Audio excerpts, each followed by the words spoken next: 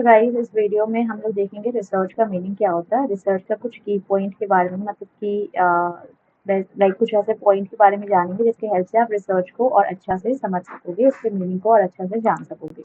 ठीक है, तो जैसे कि रिसर्च आपका होता है कि कुछ नया डिस्कवर करना, मतलब हम यहाँ पे कुछ न्यू डिस्क्राइब करते हैं, लेकिन कुछ ऐसा जो समथिंग जो ऑलरेडी एग्जिस्टिंग था, समथिंग जो ऑलरेडी एग्जिस्टिंग था, अब उसमें हमने कुछ नया ऐड किया है। ठीक है, या फिर आपका देखो, research is something like creating something new, या फिर आपका खुद का ओन आइडिया, आपका खुद का आइडिया होना चाहिए एंड खुद का डेवलपमेंट होना चाहिए रिसर्च में बेसिकली। ठीक है, रिसर्च जो है यहाँ पे आप कुछ डिस्कवर करते हो। ठीक है, डिस्कवर करते हो और ये आपका एक क्रिएटिव वर्क होता है। आप इसमें एक सिस्टमैटिक वर्क करते हो, सिस्टमैटिक वे से टास्क करते हो, और साथ ही साथ इसमें something search again and again, it is just like something search again and again, something which we search again and again, ये हो गया आपका रिसर्च का मीनिंग। ठीक है, ये पूरा एक प्रॉपर तरीके से सिस्टमैटिक वे से एक प्रोसेस होता है, क्रिएटिव वे से हम डेटा को कलेक्ट करते हैं, जिस वजह से आपने देखा होगा रिसर्च में एक वर्ड आ रहा है आपका री, फिर आ रहा है आपका सर्च, जिसमें री का मतलब होता है अगेन, फिर से, एंड सर्च का मतलब हो गया कि फाइंड आउट करना। तो फिर से आप फाइंड आउट कर रहे हो, ये दोनों मिल करके आपका बनता है रिसर्च। ठीक है, ये हो गया आपका मीनिंग रिसर्च का इन शॉर्ट। अब हम जैसे कि देखेंगे रिसर्च, हम जिसमें प्रॉपर तरीके से इंक्वायरी करते हैं किसी चीज को जानने के लिए, किसी टॉपिक को और क्लियर करने के लिए हम इन्वेस्टिगेशन करते हैं, जिसके हेल्प से वी कलेक्ट डेटा। ठीक है, ये आपका इसके हेल्प से आप क्या करते हो, अपने नॉलेज को इंक्रीज करते हो। तो इंक्रीज द नॉलेज, आप नॉलेज को इंक्रीज कर पाते हो।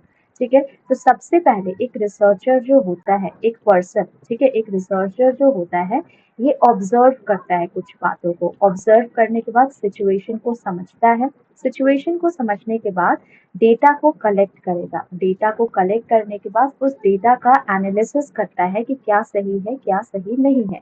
एनालिसिस करने के बाद आप करते हो क्या, फिर एनालिसिस करने के बाद देखते हो क्या सही है क्या सही है, उस पर again and again you do the research, again and again you do the research. तो ऑब्जर्व, फिर सिचुएशन को समझना, डेटा को कलेक्ट करना, एनालिसिस करना, अगेन एंड अगेन आप उस पर स्टडी करते हो, देन आप अपना रिसर्च पेपर रेडी करते हो। दिस इज द रिसर्च का मतलब हो गया।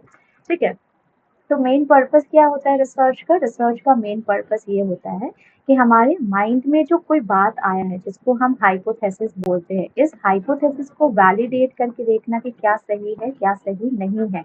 ठीक है, हम पूरे नॉलेज को एक जगह इकट्ठा करते हैं, हमारे मन में जितने भी क्वेश्चन जनरेट हो रहे हैं, हम उस क्वेश्चन का आंसर फाइंड आउट करते हैं, हम देखते हैं कि ये जो हाइपोथेसिस हमारे माइंड में बन रहा है क्या सही है क्या सही नहीं है, हम इंटरप्रेट करते हैं। तो research is nothing, it is just a process, just a systematic process होता है, जिसमें हम सिस्टमैटिक वे से डेटा को कलेक्ट करते हैं, प्रॉपर वे से डेटा का डॉक्यूमेंटेशन होता है, एंड प्रॉपर एक मेथड से हम अपना कंक्लूजन को रीच करते हैं एंड उसको रिजॉल्व करते हैं। ठीक है, तो it is just a scientific way of answering few question. तो अगर मैं ऐसा लिखूं कि research is a scientific way, एक साइंटिफिक तरीका है, scientific way of answering few question, answering questions and testing hypothesis, answering questions and हम अपने हाइपोथेसिस को टेस्ट करते हैं। तो टेस्टिंग हाइपोथेसिस, ठीक है, ये हो गया। अब आगे हम देखते हैं क्या करने का है। कैरेक्टरिस्टिक क्या क्या होता है रिसर्च का, रिसर्च का कैरेक्टरिस्टिक की अगर हम लोग बात करें, कैरेक्टरिस्टिक मतलब हो गया कि इसके फीचर्स की अगर हम लोग बात करें, तो रिसर्च एक आपका प्रॉपर वे से, एक्यूरेट वे से आपको डेटा देता है। ठीक है, नेक्स्ट पॉइंट हो गया, इसमें हम रूल्स को फॉलो करते हैं, बिल्कुल करते हैं, एथिक्स को फॉलो करते हैं, यस, एक प्रॉपर से कोड ऑफ कंडक्ट होता है जिसको हमें फॉलो करने का होता है, क्या सही है क्या सही नहीं है। रिसर्च में हम जो कुछ भी लॉजिक लगाते हैं, ये लॉजिक आपका दो तरीके का हो सकता है, एक आपका इंडक्टिव भी हो सकता है और एक आपका डिडक्टिव भी हो सकता है। तो इंडक्टिव डिडक्टिव भी हम लोग देख लेंगे। तो हम जो भी डेटा, जो भी डेटा हम डिराइव करके दे रहे हैं, ये आपका जो आप कंक्लूजन डिराइव करके दे रहे हो, ठीक है, ये कंक्लूजन या डेटा जो कुछ भी आप डिराइव करके दे रहे हो, that is on the basis of real time के ऑब्जर्वेशन पे होता है। रियल टाइम पे कुछ भी चीज हम पास्ट टाइम पे नहीं करेंगे, रियल टाइम के बेसिस पे वी विल डू, ठीक है। नेक्स्ट इम्पॉर्टेंट थिंग, यहाँ पे आपका रिसर्च में हम एक इन डेप्थ एनालिसिस करते हैं डेटा का, इन डेप्थ एनालिसिस करते हैं डेटा का। इन डेप्थ एनालिसिस होता है डेटा का ऑफ ऑल कलेक्टेड डेटा। यहाँ पे आप न्यू क्वेश्चन जनरेट करते हो, न्यू क्वेश्चंस को जनरेट करते हो गया, एंड साथ ही साथ आप यहाँ पे नेक्स्ट रिसर्चर को, जो हमारा नेक्स्ट मतलब फ्यूचर जो इस टॉपिक पे रिसर्च करेंगे, उसको हम एक मौका देते हैं कि ये जो कुछ पेंडिंग पार्ट था इस पे आप नेक्स्ट रिसर्च कर सकते हो, ठीक है।